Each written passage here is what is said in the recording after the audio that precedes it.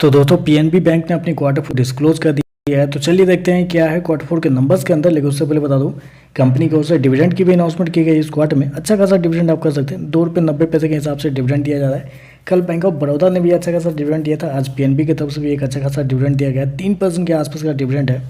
चलिए नंबर देखते हैं। डाटा लाख्स में मैं आपको क्रोस में बता रहा हूँ। तो देखिए पिछले क्वार्टर में कंपनी ने 34,751 करोड़ के आसपास का टोटल इनकम जनरेट किया था। पिछले साल 32,361 करोड़ के आसपास, जबकि अभी देखें तो बढ़ के 36,705 करोड़ आपको जाता हुआ देखने को मिला है। तो टोटल इनकम देखें तो आपको साल दर साल क्वार्टर क्वार्टर बढ़ता हुआ देखने को मिल रहा है। इंटरेस्ट इनकम देखते हैं तो पिछले क्वार्टर में 31,333 करोड़ जनरेट किया था। पिछले साल 28,113 करोड़, जबकि अभी देखें तो 31,989 करोड़ आपको देखने को मिला। तो इंटरेस्ट इनकम भी देखें तो आपको साल दर साल क्वार्टर क्वार्टर बढ़ता हुआ देखने को मिल रहा है। चलिए कंपनी की नेट इंटरेस्ट इनकम देखते हैं क्या है इस क्वार्टर में, क्योंकि सबसे इंपॉर्टेंट तो वही बेसिकली रहता है बैंक के अंदर।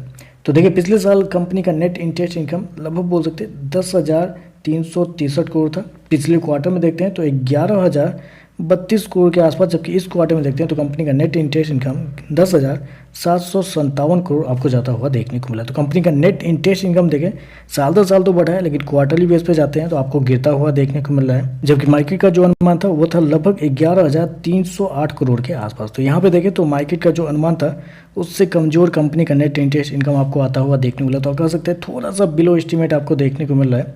खर्चे की बात करते हैं तो देखिए पिछले क्वार्टर में कंपनी ने 28,131 करोड़ खर्च किए थे। पिछले साल 25,945 करोड़, जबकि अभी देखें तो 29,929 करोड़ आपको जाता हुआ देखने को मिला। तो खर्चे देखें तो खर्चे आपको थोड़ा सा ज़्यादा देखने को मिला है, क्योंकि जैसा रेवेन्यू बढ़ा है उससे कई ज़्यादा कंपनी के खर्चे आपको बढ़ते हुए देखने को मिला है। प्रोविजन क्या है वो देखते हैं। तो देखिए पिछले क्वार्टर में कंपनी को प्रोविजन के रूप में 285 करोड़ का फायदा हुआ था। पता नहीं कैसे कंपनी को फायदा हुआ था। प्रोविजन के रूप में 285 करोड़ वापस कंपनी को मिले थे। पिछले साल कंपनी को 1,588 करोड़ पे करने पड़े थे, मतलब कंपनी ने गंवाए थे।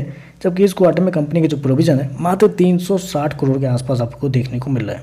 तो प्रोविजन देखें तो प्रोविजन इस क्वार्टर में शानदार आपको देखने को मिला है। बहुत कम हो चुका है साल दर साल देखा जाए तो। प्रोविजन जहां लगभग 1600 करोड़ के आसपास था, वहां देखें तो गिर के 350 करोड़ के आसपास आपको देखने को। तो प्रोविजन कम होता हुआ देखने को मिल रहा है।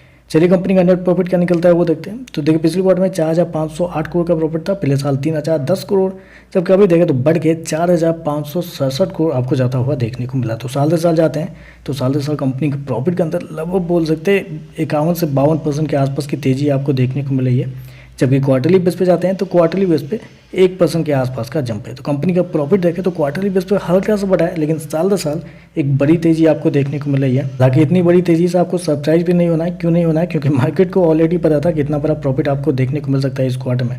कंपनी ने 4,567 करोड़ के आसपास का प्रॉफिट शो किया है, जबकि मार्केट का अनुमान भी था 4,550 करोड़ के आसपास। तो टोटली इन लाइन है कंपनी का प्रॉफिट।